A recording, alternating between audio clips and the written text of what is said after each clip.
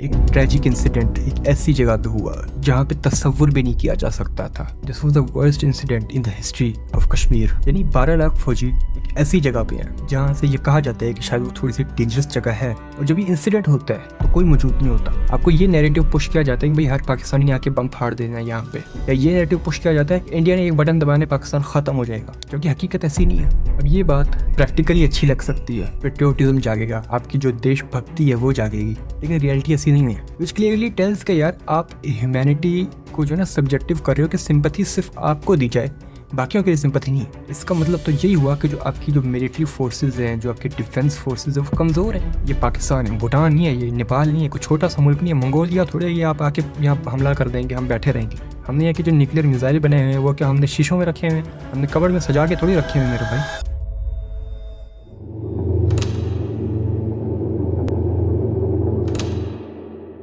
22 अप्रैल 2025 की बात है। इंडियन ऑक्यूपाइड कश्मीर में एक जगह पहलगाम, जो कि श्रीनगर से तकरीबन 50 किलोमीटर के फासले पे है, वहाँ पे काफ़ी सारे टूरिस्ट आए हुए थे उस जगह को देखने। वो जो जगह है वो इनहेरेंटली टूरिस्ट स्पॉट ही है, वहाँ पे टूरिस्ट मोस्टली जाते हैं। उस जगह की सारी जीडीपी कह लो कि टूरिज्म से ही आती है, और ये कश्मीर का वो पार्ट है जो कि इंडिया की तरफ है, जिसे इंडिया कंट्रोल करता है। यहाँ अच्छा खासे टूरिस्ट आते हैं। एंड उस दिन अनफॉर्चुनेटली एक ट्रेजिक इंसिडेंट हो जाता है। 22 अप्रैल को जब ये सारे टूरिस्ट वहाँ पे घूम रहे थे, उस कश्मीर की जगह पर घूम रहे थे, जिसे इंडिया अभी के वक्त पे या इससे भी पहले ये क्लेम करता है कि this is the Switzerland of India, वहाँ पे कुछ टेररिस्ट आ जाते हैं। वो टेररिस्ट आते साथ ही सबसे पहले वो तमाम लोगों को लाइन अप करते हैं, तमाम की ID कार्ड्स चेक करते हैं, तमाम का रिलीजन चेक करते हैं कि कई मुसलमान हैं या नहीं, similar to the Jaffar Express. और जब वो चेक कर लेते हैं कि ये मुसलमान नहीं है क्योंकि इन्हें कलमा नहीं आता या ये सर्कमसाइज्ड नहीं है, तो वो उन्हें मार देते हैं। उन टेररिस्ट ने अच्छे खासे लोगों को मारा, जिसमें 26 टूरिस्ट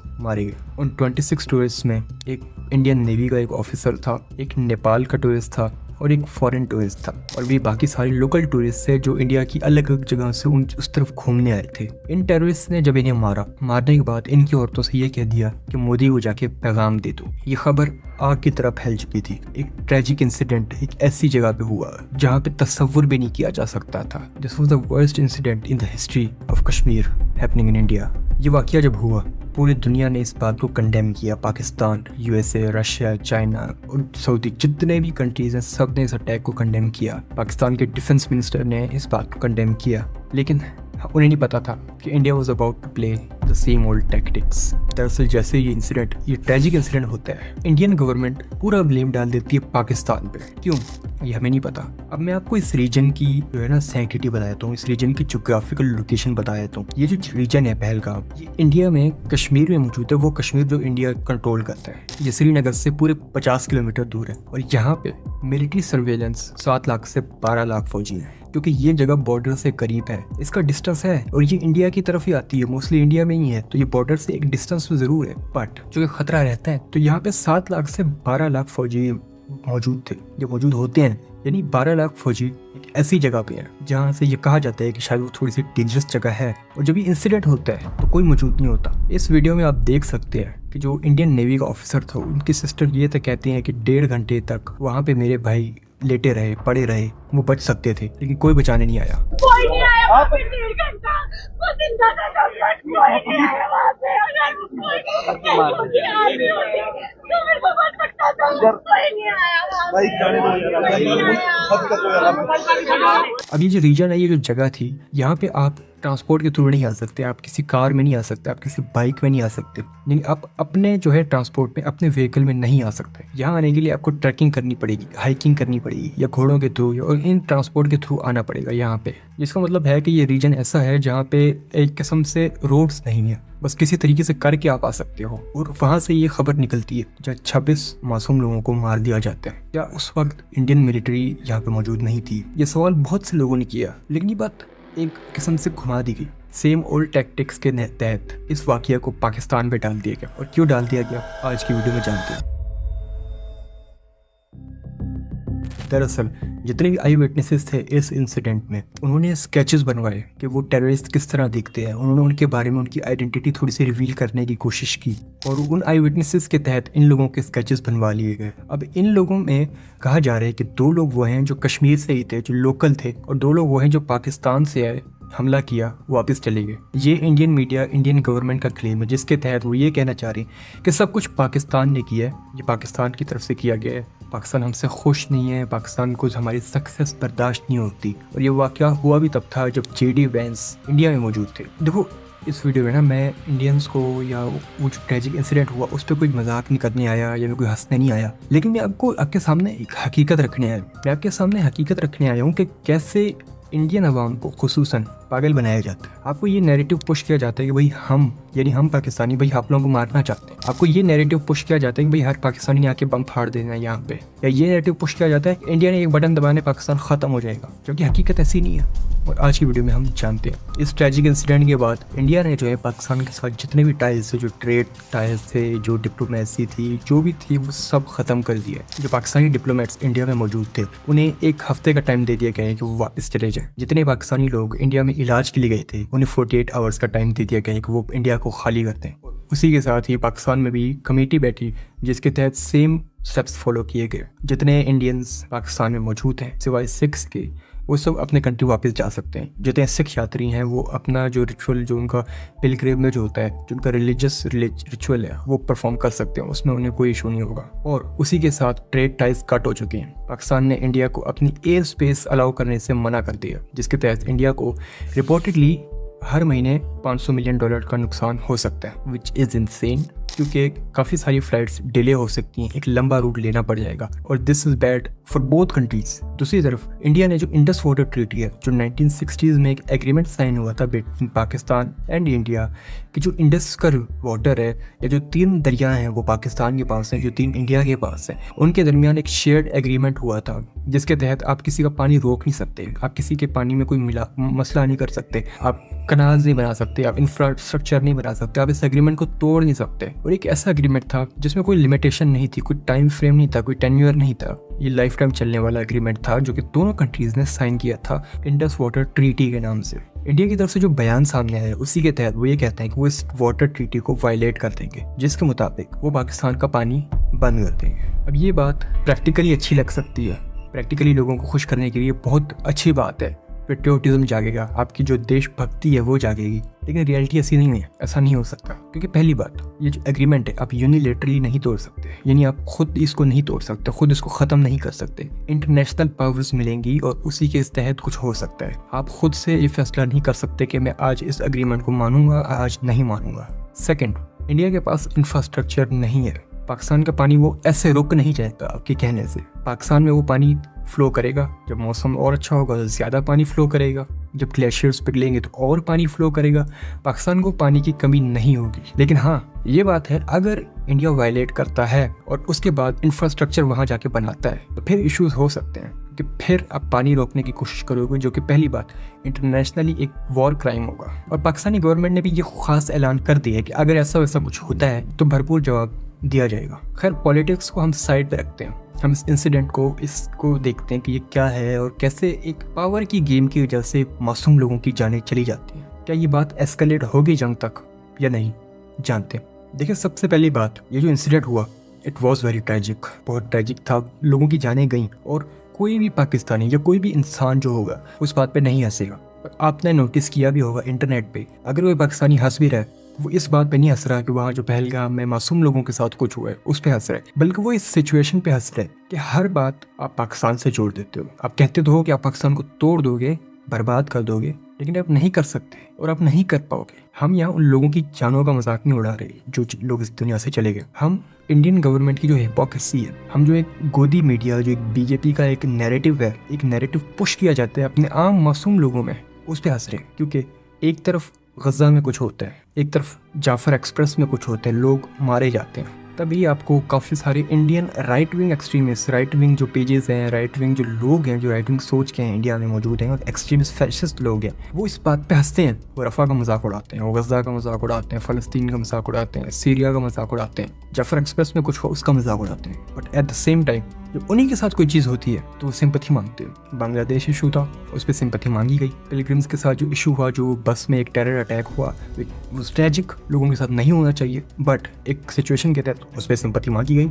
अभी की सिचुएशन में सिंपैथी मांगी जा रही है, विच क्लियरली टेल्स के यार आप ह्यूमैनिटी को जो है ना सब्जेक्टिव कर रहे हो कि सिंपैथी सिर्फ आपको दी जाए, बाकियों के लिए सिंपैथी नहीं है। जबकि हम पाकिस्तानी, हम मुसलमान जो है ना, हमारा ये सोच नहीं है, ये नैरेटिव नहीं है कि भाई सिर्फ हम पे हमें सिंपैथी दो, बाकी किसी को ना दो। अगर कहीं जाके जुल्म हो रहा है, उस सब जुल्म को आपको कंडेम करना चाहिए। खैर, उस चीज़ को हम साइड में करते हैं। जो अभी गवर्नमेंट्स के जो प्लान्स चल रहे हैं, जो बीजेपी का एक नैरेटिव चल रहा है कि भाई हर बारी उन्होंने एक हमें पुश करना होता है कि यार अब तो पाकिस्तान ख़त्म है, और वो तभी होता है जब इलेक्शंस करीब हो रहे होते हैं। अभी रिपोर्ट्स के तहत बिहार इलेक्शंस काफ़ी करीब है, नरेंद्र मोदी को वोट्स चाहिए होंगे, और वो वोट्स के चक्करों में अपने ही लोगों की जानें दाव पे डाल रहे हैं, अपने ही लोगों को मार रहे हैं। ये जो रीजन है पहलगाम, यहाँ पे पहली बात 12 लाख मिलिट्री पर्सनल्स मौजूद होते हैं, सर्वेलेंस होती है यहाँ पे। ये कोई छोटी मोटी जगह नहीं है, ये ऐसी जगह नहीं है। यहाँ पे अच्छे खासे टूरिस्ट आते हैं। इंडिया की जीडीपी में ये कंट्रीब्यूट किया जाता है, ये पैसा यहाँ से जो बनता है। तो कैसे हो सकता है कि एक दिन कोई पाकिस्तानी उठ के आ जाता है, बॉर्डर क्रॉस कर लेता है, और उसके पास असलहा मौजूद होता है, आता है, लोगों को मार देता है, फिर वापस पाकिस्तान में चला जाता है?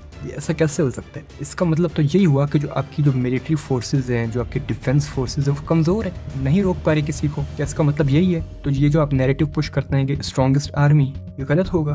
क्योंकि ऐसा तो नहीं हो सकता कि आपके बॉर्डर से कुछ लोग आ रहे हैं, वो 300 किलो का जो बम लेके आए हैं, वो पुलवामा में उन्हें फाड़ दिया। ये वो मुंबई अटैक हुआ, उन्हें मुंबई का पूरा नक्शा याद था, पाकिस्तान से आए हैं, और आर्मी ने, इंटेलिजेंस ने कुछ नहीं किया। डज दैट मीन कि आपकी इंटेलिजेंस कमज़ोर है? तो ये बात आपको माननी पड़ेगी कि अगर आप ये नैरेटिव पुश करना चाह रहे हैं कि भाई पाकिस्तान से कोई भी आके आपको फाड़ सकता है, तो दैट डज मीन कि आपकी इंटेलिजेंस कमज़ोर हो चुकी है। या अगर कहते नहीं है हमारी इंटेलिजेंस स्ट्रॉन्ग है, रॉ तो स्ट्रॉन्ग है, सुपर पावर है, तो भाई कैसे हो सकता है कि हमारे मुल्क से बंदे आपकी तरफ जा रहे हैं, वहाँ आपको मार रहे हैं, और फिर सुकून से वापस आ जा रहे हैं और आपको पता भी नहीं चल रहा? तो ये तो वो बात हो गई ना कि भाई बस किसी तरह इल्ज़ाम लगा दो किसी दूसरी कंट्री पे अपनी मिसहैपनिंग्स के लिए, एंड देन फिर आप लोगों में ना ये नैरेटिव पुश कर दो कि यार अब जो है ना, हमने पाकिस्तान पे मिसाइल गिराने हैं और पाकिस्तान ख़त्म हो चुका होगा, पाकिस्तान के लोग अब ख़त्म हो जाएंगे, हम उनका पानी बंद कर देंगे। मेरे भाई, we are constantly in a state of war. हम 40 साल से 50 साल से हमने वॉर ही वॉर देखी हैं, हमने सिचुएशन देखा है। गो टू कराची जाके देखो, रोज़ जीते हैं, रोज़ मरते हैं। आप हम लोगों को कह रहे हो कि यार अब हमें मार दोगे, आप हमें कर दोगे। यार do you even know we are in a state of war constantly? I am sorry, लेकिन हकीकत यही है। You are seeing on Twitter, आप हर जगह देख रहे हो कि इंडिया जो है थ्रेट कर रहा है पाकिस्तान को, इंडिया के लोग थ्रेट कर रहे हैं, which is insane to think कि यार आप चाहते हो कि एक पूरा कंट्री वाइप आउट हो जाए, लोग वाइप आउट हो जाएं। एक ज़ाइनिस्ट सोच है आपकी, and then we Pakistanis are literally making memes out of that, which clearly means यार हम आपके थ्रेट्स को सीरियस नहीं लेते, हम आपके मीडिया को सीरियस नहीं लेते। आपके साथ जो ट्रेजिडी हुई, हम चाहते हैं कि यार आप फुल ट्रांसपेरेंसी के साथ उस चीज़ को देखें कि वो क्यों हुई, बजाय इसके कि आप एक नैरेटिव पुश कर दें कि यार अब हम वॉर में जाएंगे। वॉर ईजी नहीं होती, ठीक है?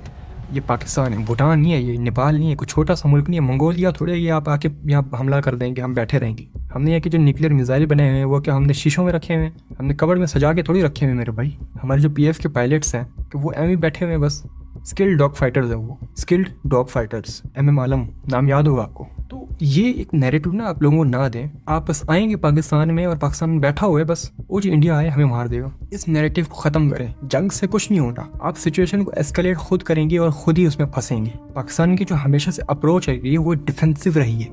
एग्रेशन में तो हमेशा इंडिया है। तो लोगों को ना इस न्यूज़ में मत फंसाएं। आप अपने उन मासूम लोगों की जानों की हिफाजत करें जो बेचारे चले गए हैं, उनकी फैमिलीज़ का ख्याल रखें। आपके चक्कर में दूसरे लोग जो दूसरे फौजी हैं, दूसरे जवान हैं, उन बेचारों की ज़िंदगियां ख़तरे में पड़ जाती हैं। अभी BSF का एक बंदा बॉर्डर क्रॉस कर लिया, उसने असलहा था उसके पास, क्या करने आया था पाकिस्तान में? जाहिर सी बात है अगर हमारी नेशनल सिक्योरिटी जो है, नेशनल सॉवरेनिटी को थ्रेट पहुंचेगा, उस बंदे को हम पकड़ेंगे। बट अफसोस की बात यही है उस बेचारी की जो वालिदा है इंडिया में, वो रो रही हैं कि मेरा बच्चा वापस घर आ जाए। वो भी तो किसी का बेटा है ना। अब हमें बोलोगे हम छोड़ दें, भाई हम ना बेरहम नहीं है, ठीक है? हम आपके बंदे को छोड़ देंगे, सुकून से उसका ख्याल रखेंगे, राइट? लेकिन इसका मतलब ये नहीं है कि यार हम कोई सॉफ्ट कौम है, हम कोई बच्चा कौम है कि यार हमला कोई भी कर देगा, कभी अभिनंदन आ जाएगा चाय पीने, कभी कुछ भी हो जाएगा, हम बैठे रहेंगे। नहीं है। आप पाकिस्तानी कौम से लड़ रहे हैं, ठीक है? आप ऐसी कौम से लड़ रहे हैं जो पहले ही तैयार बैठी हुई है। लोगों को मत इन चीज़ों में फंसाएं। इन जंग से कुछ नहीं मिलना, आपको कुछ नहीं मिल रहा, ये पानी आप रोक नहीं सकते। वहाँ इंफ्रास्ट्रक्चर बनाने के लिए ना 10-20 साल आपके आराम से लगेंगे, डैम्स आपके लगेंगे। वो पैसा कहाँ लगाएंगे आप? पैसा कैसे रोकेंगे उस पानी को जो नेचुरली आ रहे हैं? नहीं रोक सकते आप।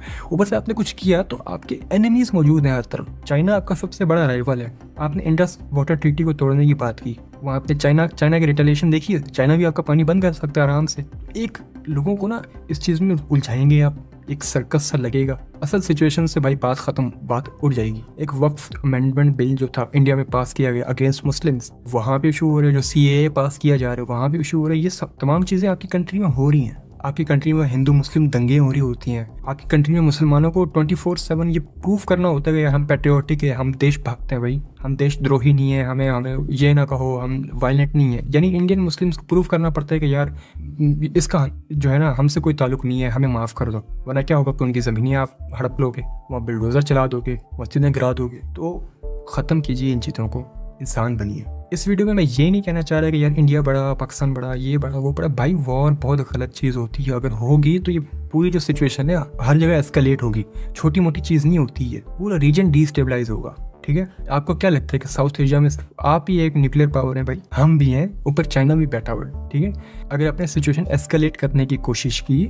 हम न्यूक्लियर पावर्ड कंट्री हैं, न्यूक्लियर वॉरफेयर है हमारे पास चीज़ें हैं मेरी भाई। हम भूटान नहीं है, हम नेपाल नहीं है, हम बांग्लादेश नहीं है कि आप पानी छोड़ देंगे सैलाब हम पे आ जाएगा, या आप हमें थ्रेटन करते रहेंगे 24/7, या हम आपकी जो है चापलूसी करते रहें। आप बांग्लादेश को उनकी फॉरेन पॉलिसी खुद पे डिसाइड करने दें, बांग्लादेश अपनी फॉरेन पॉलिसी खुद डिसाइड करें। आप हम पे अटैक करना चाहते हैं, नहीं कर सकते। आप एक न्यूक्लियर पावर कंट्री पे कैसे हमला करेंगे? आपको लगता है इतना आसान होता है? हमारी का मिसाइल में धूल पड़ी हुई नहीं है भाई। और अगर आप ये सोच रहे हैं ना कि यार ये सिचुएशन कैसे हो सकती है, कश्मीरी हमसे लड़ कैसे सकते हैं, तो आपने कॉन्स्टेंटली उनको ऑक्यूपेशन में रखा हुआ है, आप कॉन्स्टेंटली उन पर जुल्म कर रहे होते हैं, कर्फ्यू लगे होते हैं कश्मीर में। क्या हमें नज़र नहीं आते वो इंसिडेंट्स जो आप कर रहे होते हो इंडियन ऑक्यूपाइड कश्मीर में? उसके बाद फिर आप ये कैसे सवाल पूछ सकते हो यार ये कश्मीरी ऐसी चीज़ कर रहे हैं, इन्हीं की तो जगह थी? तो भाई वो अपनी जगह वापस मांग रहे हैं। कश्मीर के लोगों को खुद डिसाइड करने दें कि उन्हें क्या पसंद है। वो पाकिस्तान के साथ होना चाहते हैं, हो जाएं, वो एक अलग मुल्क चाहते हैं, अलग मुल्क हो जाएं।